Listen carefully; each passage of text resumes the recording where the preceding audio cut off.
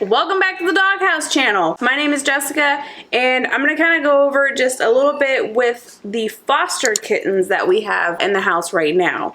And of course, that means they're climbing all over my legs. It's evening time, so it's nighttime here, and it's time for me to go ahead and feed all the kittens. What I call them batches when I get foster kittens for when I obtain foster kittens for our house. It's not that I'm a rescue or anything like that, and it's only like when I know I have time I can, you know, give to them and everything like that, and also give to my other animals, of course. You know, I don't want to, like, you know, neglect them just because I'm helping other ones. But so we have what I call my first batch, which is, this is one of them. His name's Poppy. There's 3 in this batch. They're probably like 9-10 weeks old now. I'd have to look exactly. Like, he turns into like a limp noodle when I pick him up. That's why he's the best. He's like a little rag doll. The other 2 are down here staring at what's going on. Of course, there's something new in the kitchen called the light, and they're going to mess with it as much as they can. All right, so first things first.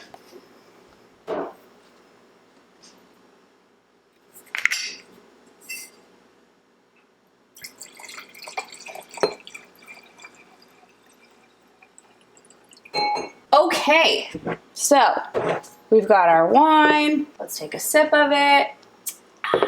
It's good. All right, so what I've already done is I've heated up some water. I talked about the first kittens that I had, and this doesn't have anything to do with them. The other kittens that I have are a lot younger. They're about 2.5, 3 weeks old. They're probably like 3 weeks old now. Oh, it might be like 3.5 weeks old. So we'll get to them in a minute. Yes, we have 5 foster kittens total. Right now what I have is this kitten milk replacer. So I'm going to get my scoopy scoop out, and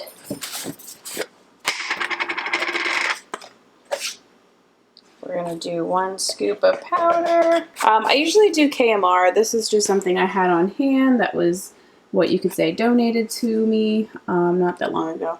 So, and they've been doing great on it. Their stool is not runny at all, which is always a concern with little babies.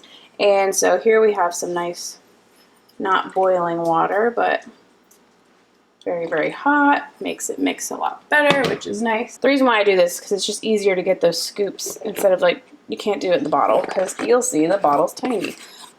So we're going to do that. Ooh, that's really hot. Hold, please. Okay, so yeah, as you can see, I'm not trying to get those scoops and powder into there. I'd rather go ahead and mix it up separate or in a bigger container. That's full enough. And I've got some to save for next time. Which, any kind of mixture powder for like milk and stuff like that, like the puppy and kitten formula, milk replacement formula. It's a little warm still, so I'm gonna let it kind of cool like that. And you don't want to save this that much. So if they only drink like this much, and then the next time they only drink like this much, I'm not going to continue to use it. It's not good to continue to reheat this. You really shouldn't. You should only actually reheat this 1 time. So I could probably save this little batch of it, and then, because it's kind of hot right now, but put it in the fridge if they don't drink it all, and then reuse it 1 more time. Okay, while we let that little milk cool, we're going to have 1 more sip of wine. Okay, good. All right, so now for the older kittens, of course, they do not get the bottle. They are eating dry kitten chow, like kitten food. I'm feeding them from dry kitten food. And right now what I'm doing is I soak that kibble in this glass container with a nice steel top. It like clamp seals. It's got the rubber rim, and so it's really nice and sealed. And I just kind of fill it to water to where the water kind of just covers the dry kibble, and I stick it in the fridge, and it turns into this soft stuff. The reason why I want to do that is because they're young kittens, and they they really should have like a little extra calories and stuff while they're growing. So I do want to add canned food to their diet. So I do canned food twice a day with the older ones now. I was doing it 3 to 4 times a day when they were small, a little bit smaller.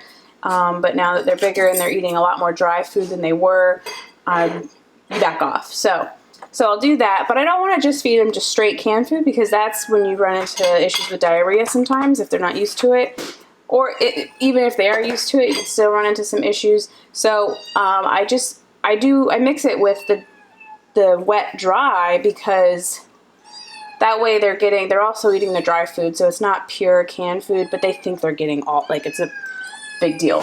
Okay, microwave.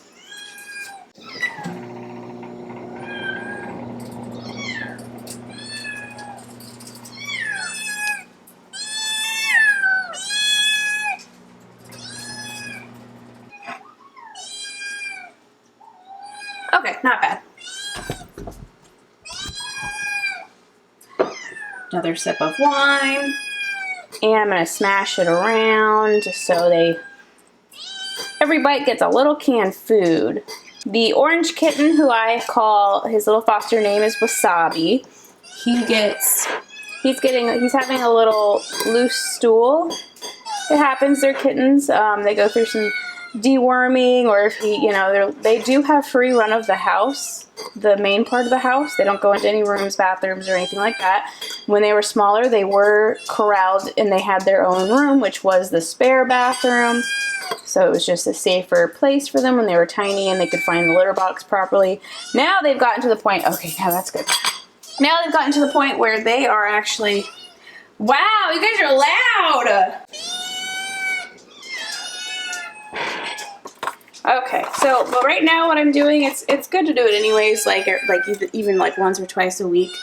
I add a little bit of this Fortiflora into their food. It's just a probiotic powder. It's by Purina, which isn't my favorite thing ever, but it does really help, and it's probiotic. It's not that scary. Again, this was given to me. We'll call it a donation. Another sip of wine. And of course, you definitely attract an audience when it's time to feed.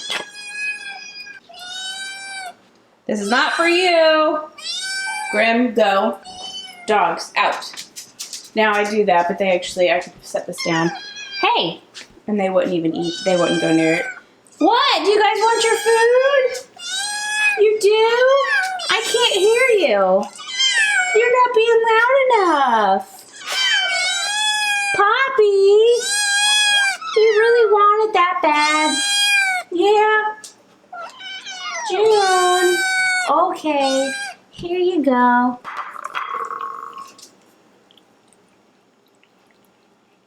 And that's feeding the big kitties. The big foster kittens. All right, it feels like it's still really hot. Another sip of wine. Okay. Watch out, doggies. There's some babies that need their bottle. Hi. All right, so this is their two littlest ones. This is the pin right now. It's been working. I usually don't put them in a pin like this. It's Lila's old little puppy pin, because they will eventually start to climb it, but they really haven't gotten that far.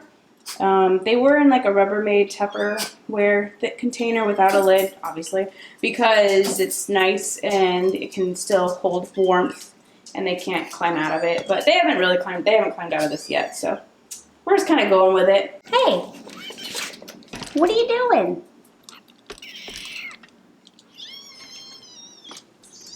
What are you doing? You want your bottle? Can you not be disturbed? This is the little female. That's we just kind of went with like summer names, and so her name is Summer for now. And this is little August, and he's got some stuff on his face. What you got there? Huh? Okay. Oh gosh. Yeah. All right, bottle time. I get it. Another sip of wine. All right, we're gonna go with our loudest one, and no, you don't get any wine. And they just latch right on typically. Like, might take a day or two when you first get them.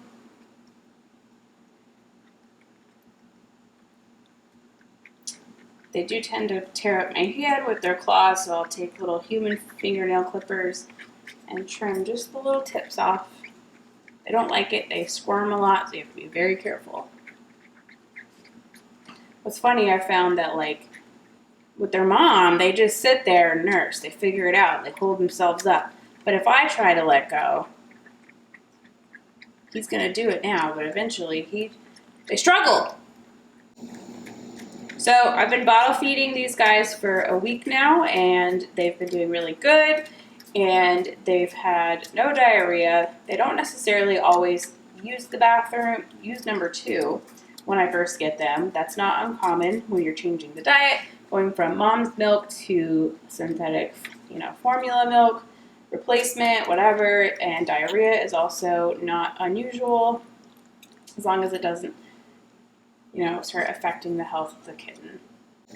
I'm feeding them their bottle about, when they're really little, you got to do every 2 hours, but they're probably getting a bottle 4 or 5 times a day. If they're passed out sleeping, I don't necessarily wake them up, and they're definitely not skinny little kittens, so they've got a nice belly to them. They're active. They're actually a lot more active than I would think they were. Even when they were a week younger, they were still wanting to get out and run around.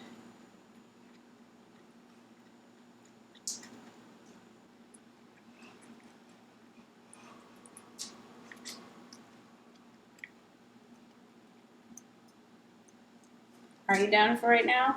He tends to stop eventually, so I'll let him stop and I'll feed the girl. And the girl's bigger. She's just a chunkier girl. And she eats. And then once she's done, she's done. But then I'll go back to him and he'll eat some more, so that's always good. Switch time! Another sip of wine. Okay, so this is little Summer. This is a female. She's got some cool markings to her. So she's got some great little markings to her. She's a tabby with a little bit of like a calico mixture going on in there. She's got some orange spots going. So we kind of call that, I think a torpy is the correct term. Now she is a monster when it comes to this bottle. Okay.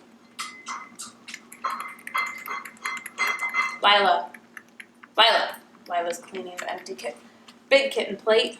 This case already swooped in on it.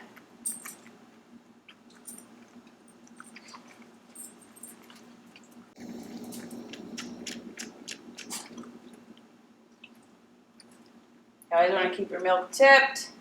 Don't let them suck any air.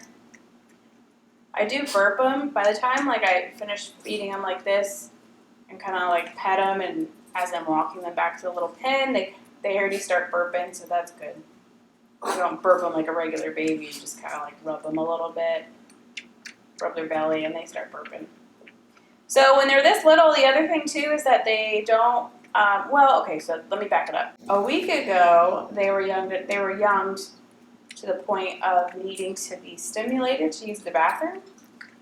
They will go on their own, kind of, in their bedding, so that'll happen. Of course, you gotta change the bedding all the time. So there's that, and then where are you going? You gotta actually nurse, and then you'll stay on it. Hello. She'll get crazy, and then let go, and then be mad at me because she can't find it. You're not done. Woo! Drink it. Okay, so yeah, they were at the point of really needing to be stimulated when I first got them to go to the bathroom. So before feedings, I would stimulate. Okay, I would stimulate to go potty, and then after feedings, I would stimulate to go potty. They're at the point now where they're basically pottying on their own, but it's more just on the bedding, so we're just changing that a little bit more. I'm not necessarily, really worried about stimulating them too much. I will, though, and of course they get baths, and funny enough, the dogs love to clean them after their milk, and the dogs try to stimulate them, which is just kind of gross, but, it happens. That's natural. Mom would be doing it. And to stimulate, I use, I actually have fragrance-free baby wipes for humans, but I don't really use those strictly. I'll start with just warm water over the sink and some tissue, or not tissue, but paper towels or a cotton ball, or a rag that you're about to wash anyways, because you know that can be very unsanitary just to keep using obviously stuff over and over. And then I'll use the fragrance-free baby wipes to clean up, like to wipe them down after they're done going potty.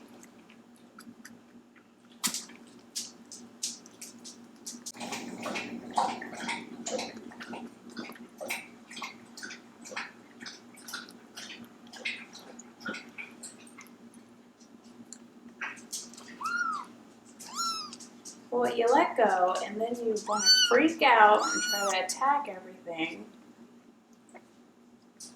Oh, gosh. She gets so tense and mad. Sometimes I have to, like, hold her legs down. She just starts, like, annihilating the bottle in my hand.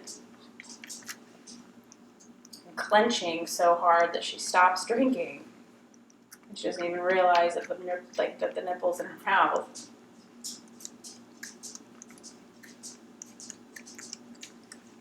Oh, she's holding it, so another sip of wine.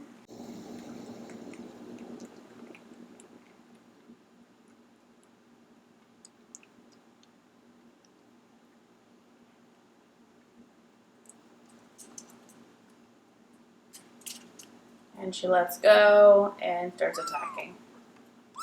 It doesn't work. Now you're mad, huh? You're so mad. Wow. So Lala's concerned. Lila, you want to come show her? Want to clean her face? Okay. Oh, burping already. Come here.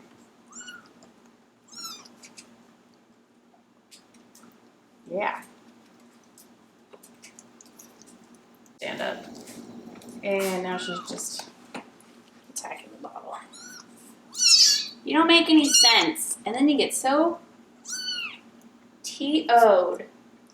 There it is. There you go. I have to like squeeze it and show her. And then she'll nurse.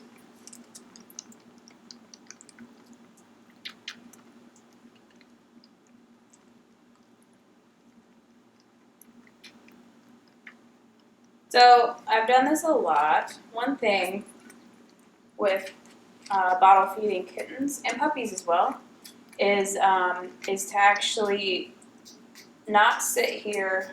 Now these are healthy kittens. These are not, you know, super young. I wouldn't suggest doing it when they're really young, like 1 to 2 weeks old. These are definitely healthy, fine little kittens. They eat great. They eat a lot at a time. They're allowed to eat a lot at a time. But as bratty as she's being with this bottle, and almost unmanageable, this could turn into a very aggressive cat as an adult. And they see a lot of times, like when I worked in the shelter, they would say, well, we bottle fed this cat when it was little, and it comes into the shelter and they're trying to get rid of it because it now bites. And there's a reason for that, because they're bratty little princess cats. And what you should do is you'd imagine when there's a mama cat with kittens, the natural thing to do is if they get like this, first of all, that mama cat ain't gonna sit there and stand for it. They don't act like this, too. So that's one thing. But the mama cat doesn't sit there and say, are you full? Are you full? She doesn't wait for kittens to stop nursing on her. She gets up after she's done, and she wants to get up. And she thinks it's been enough time. And she moves away, and the kittens meow, and they kind of carry on for a second, and then they go to sleep. And then she comes back and decides, and then she'll lay down, of course, and nurse for the natural amount of time that they want to, and she gets up. So one thing that I've been starting with this one is to eventually, I know she's started having enough milk. She's got definitely a full belly going. I feel like she would drink until she pukes. And of course, thanks Lila, it's the custodian Lila here, cleaning up the driplets. And no, this cat's not doing this because the dog's here. She's been doing this since I got her. I will eventually I will end this, and this feeding time will be over. And so she doesn't get that spoiled mentality of, I drink till I'm full. Eventually it'll help this will turn into food aggression, which in a cat, not the biggest deal, but it can be a big deal to some people. So I'm not keeping this kitten, so she does need a home. So that's one thing. The new home might not want that kind of behavior, so we're gonna try to work towards not having it. And she's got that calico Torby little coloring already, so that's already a recipe for an attitude, if you don't know. But she's cute. Personally, Josh and I like cats with attitudes. But like I said, we are not keeping this kitten. I do have a majority of homes already lined up for these kittens, so we ain't that crazy, don't worry. And yes, vaccines and spaying and neutering is a part of that. All right, little mama, you're done. You are done, Zoe. Here, Lala, you want to clean up the mess?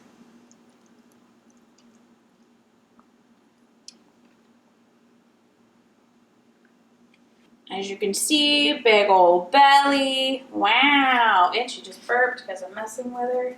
One thing I've noticed, and people are so scared of it, is let's see how much struggling this kitten is doing when I hold her like this, or of course never put them on their back. That's not natural for them, especially to eat. They don't do that. A mom cat doesn't hold their baby, their kittens like human babies would be held to eat or nurse or whatever. But picking them up and even like trying to hold them against you is awkward for them. The best thing to do is the scruff. Look how naturally we're curled. And we're limp. That's how mom picks them up. Even like this, mom picks them up and they still curl. This actually sends an appeasing, it kind of sends I forget what it's called, like a signal to the brain to be calm. And it's actually a very natural thing for them to feel. So this is not hurting this cat. Yes, of course, physical anatomy is going to cause them to open their dumb little kitten mouth. And she needs a little wiping. But this is not mean, and it's actually relaxing for them, not when the dog is trying to lick their milk. But cat or kitten ever needs medical attention or anything like that, guess what? They're getting scruffed. I've dealt with a lot of cats that don't like it because they were never scruffed when they were small, and it sucks, and it's very dangerous, and it's dangerous for the people involved, the technicians, the veterinarians. It's stressful for the cat, and also could mean that your cat could be taken away, or even worse, if they do bite somebody in the process of trying to get treated. So get your cats used to being scruffed. Just like, for no reason, teach your dogs to wear a muzzle, because you never know if one day they're going to have to, and they don't, and that way they're used to it. Kennel your dogs, because they might have to have medical attention and need to be kenneled, and all they're going to do is get stressed and tear everything out and not be able to be treated adequately. Teach your kittens and cats to go in a carrier, because when emergencies happen, they got to go to the vet, they got to go in a carrier. Same with dogs. If a natural disaster is happening, they have to be kenneled. If they got to go to a shelter, your cats and dogs have to be kenneled and caged. Let them be used to doing that. It's a good thing just to teach. So. All right, well, before Lila takes over the feeding station, I'm going to clean these kids' little pen out, change them out, and we're going to call it a night. So, what are you doing? You hissing? No? All right, guys. Well, thanks for watching. I hope you enjoyed this little quick video of our foster kittens. Don't forget to like, subscribe, comment, share whatever videos you'd like. That's always appreciated. If this is informal, that's cool too. Let me know in the comments. If you have any questions, I'd be happy to answer them in the comments. So I'll see you there. Bye, guys. Say bye. Oh, you fell. Okay, say bye. No?